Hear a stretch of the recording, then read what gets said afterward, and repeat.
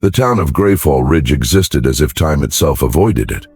Winters were too long, summers too short, and the fog never really left the streets. It only thinned in daylight. On the far end of Mercer Road stood a house that no one approached, not because it looked frightening. That would have been easier. Instead, the house looked perfectly ordinary, which made it feel all the more wrong. That house was known as the Lornell house. Arthur Hale was not a ghost hunter, not a thrill seeker. He was a trauma psychologist who made documentary-style therapy videos online. His channel was popular among viewers who liked rational explanations for strange events.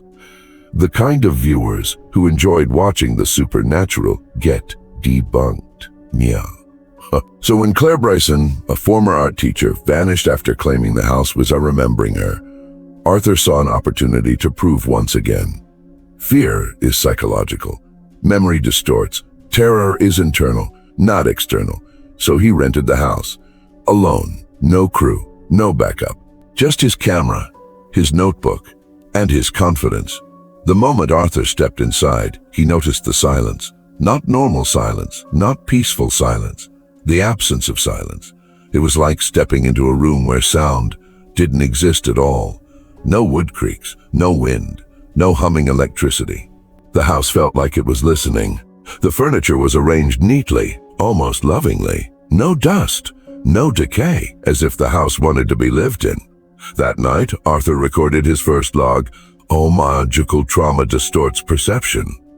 Claire's statements were likely the result of repressed memory conflict. I'm here to prove there is no haunting, only memory.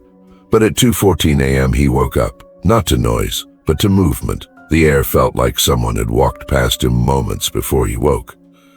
His skin prickled. He sat up. Then, footsteps. You research now. Slow ones. Upstairs. Arthur grabbed his camera and went to investigate.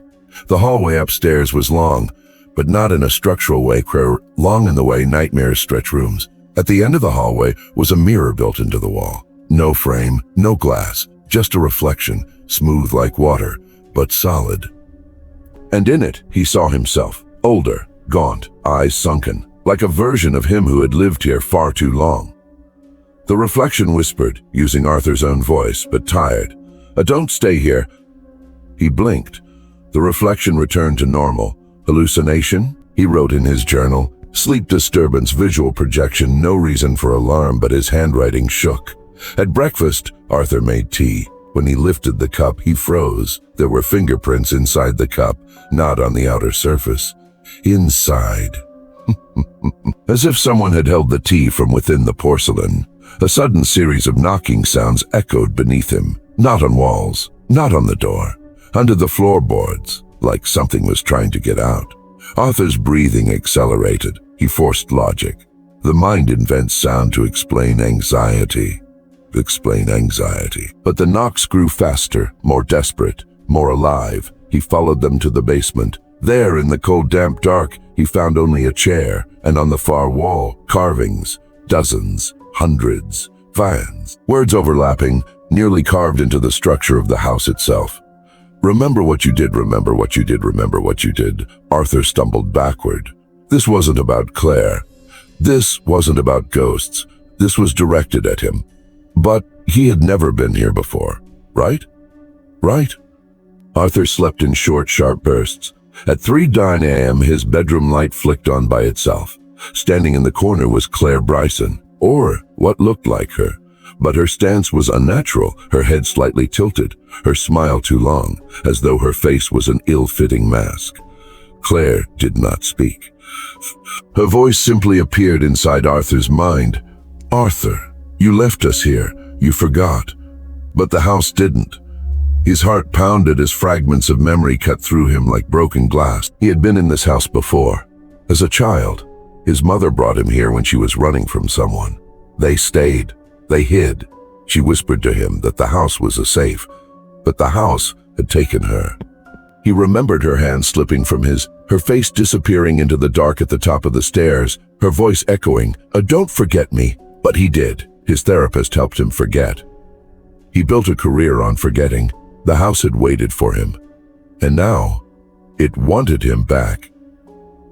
Footsteps began upstairs, slow, unsteady, learning to walk. Not Claire, not a ghost. His mother. Her voice crawled down the stairs like breath on cold glass. "Arthur, you came home," Arthur screamed. A week later, the people of Greyfall Ridge reported hearing crying coming from inside the Lornell house. Not loud crying, not wailing. Just the kind you only hear when someone has run out of strength and is now only remembering what pain feels like. Police arrived. Police arrived. They knocked. No answer. They entered. The house interior looked the same as always, clean, still, as if nothing had ever happened, as if no one had lived there in decades. Or perhaps the house had simply erased the evidence. They searched every room. No sign of Arthur Hale. No sign of Claire Brisson. Just silence. Until an officer noticed something in the hallway. The mirror. But now, the surface didn't reflect the room normally. Instead, the glass seemed deeper, like a window rather than a reflection. And there, inside the mirror, barely visible through the dim light, stood Arthur. Not screaming, not panicking, just watching them. His face was calm, but his eyes looked as if he had seen everything a human was never meant to remember. The officers called out to him, but he didn't respond. He didn't even blink. It was as if he didn't see them, as if he was watching something behind them. When one officer reached forward to touch the mirror rippled like water, and the reflection shifted. Now the hallway behind Arthur was not the same hallway in the house. It was darker, older, walls covered in writing. "Remember what you did, remember what you did, remember what you did," rows and rows and rows of the same sentence as far as the reflection stretched. And behind Arthur, a shadowy figure stood. Tall, moving with slow, broken familiarity. A figure whose steps sounded like someone learning how to walk again. The officers stepped back, fear crawling into their throats. The mirror's surface stilled. Only their own reflections remained. The police closed the case. They told the town there is no one inside that house. And Greyfall Ridge continued pretending that the house was empty.